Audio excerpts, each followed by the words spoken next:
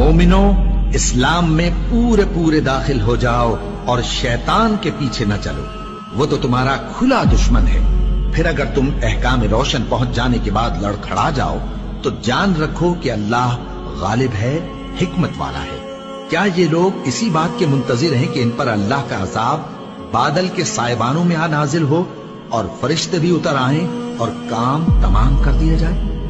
और सब कामों का रुजू अल्लाह ही की तरफ है। ए पैगंबर, बनी इसराइल से पूछो कि हमने उनको कितनी खुली निशानियां दी, और जो शख्स अल्लाह की नेमत को अपने पास आने के बाद बदल दे तो अल्लाह सख्त अजाब करने वाला है।